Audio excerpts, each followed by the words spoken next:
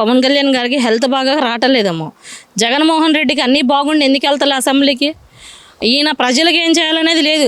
పవన్ కళ్యాణ్ గారు ఎక్కడున్నా ప్రజలకు మంచిగా చేస్తారు. ఏమండి, పవన్ కళ్యాణ్ గారి గురించి ప్రతి ఒక్క అన్నని అడిగినా, ప్రతి ఒక్క తమ్ముడిని అడిగినా ఆయన ఎటువంటి మనిషి, ఆయన ప్రజలకు ఏం చేస్తాడు, ఆయన ప్రజల మనిషి, ప్రజల పక్షాన ఉంటాడు, ఆయన ప్రజల కోసం ఆయన ఎంతో త్యాగం చేసిన మనిషి ఆయన.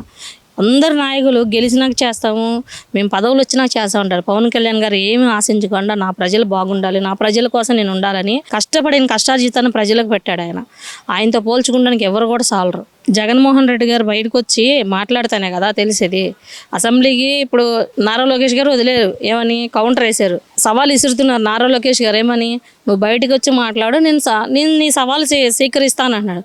నారా లోకేష్ గారు ఒక్కసారి ఎమ్మెల్యేకి గెలిచినా ఆయన అనుభవంతో చేయకపోయినా సరే మంచి మనసుతో చేస్తున్నాడు ప్రతి పని కూడా. ఆయన చేసినట్టుగా గతంలో ఏ ఎమ్మెల్యే కూడా చేయలేరు. నారా లోకేష్ గారు అంత గొప్పగా చేస్తున్నారు. అదే అసలు మెగా డిఎస్సిలో తప్పు జరిగిందని చెప్పి వైసీపీ ఆరోపిస్తుంది. దీని మీద అసలు మీ అభిప్రాయం ఏంటి? నిజంగా మెగా డిఎస్సిలో తప్పు జరిగిందని మీరైతే అభిప్రాయపడుతున్నారా?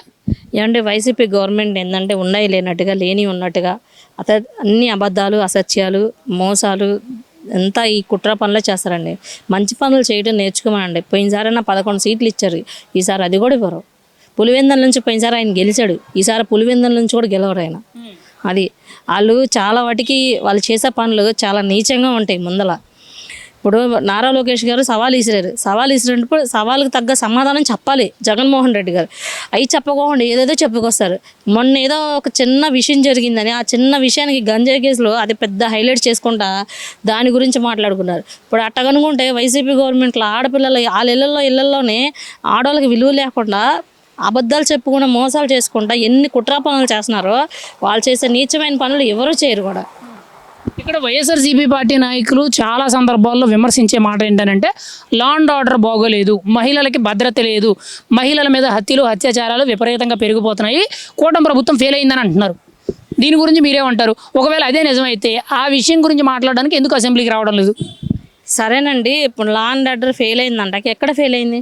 లా అండ్ ఆర్డర్ గురించి పోలీసు గురించి ఎత్తుతుంటేనే ఒక్కొక్కరు భయపడి వస్తున్నారు జనాలు. ఇవాళ రోజున మా ఇళ్లలో అయినా మా ఇంట్లో అయినా ఆడవాళ్ళ జోలు వెళ్ళగొడతారు బాబు, ఓ మనుషులు ఊరుకుంటలేదని అంటున్నారు.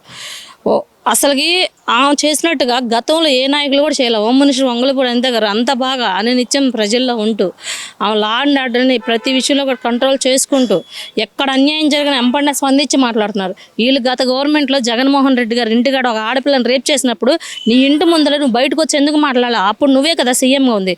ఎన్ని హత్యలు, ఎన్ని మానబంధాలు, ఎన్ని దోపిడీలు జరిగినాయి. ఏ గవర్నమెంట్లో అయినా గవర్నమెంట్ ఎంత కన్నుగప్పి ఉన్నా సరే చేశానా కొడుకులు ఎట్లాగనే చేస్తారు. అది గవర్నమెంట్ మీద పొలవటం అది తప్పు. ముందల చేస్తున్న నీచమైన పనులు, ఇంకా దుర్మార్గమైన పనులు ఆపి ప్రజలకు ఏం చేస్తే బాగుంటుంది, ప్రజలకు ఎంత వాటికి మనం మంచి చేయాలి.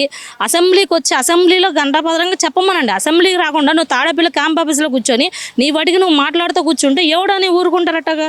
నువ్వు ప్రజలకు ఏం చేసావు? గత 5 ఏళ్ళ గవర్నమెంట్లో నువ్వు సీఎం గుండా ఏం చేసావు? మీ మంత్రులు ఏం చేశారు? మీ ఎమ్మెల్యేలు ఏం చేశారు? కనీసం ఎవరినైనా పట్టించుకున్నారా? ఏ నాయకుడి గురించి అయినా మాట్లాడారా మీరు? అది మీ గురించి మీరు ఒకసారి చూసుకుని అసెంబ్లీకి రండి.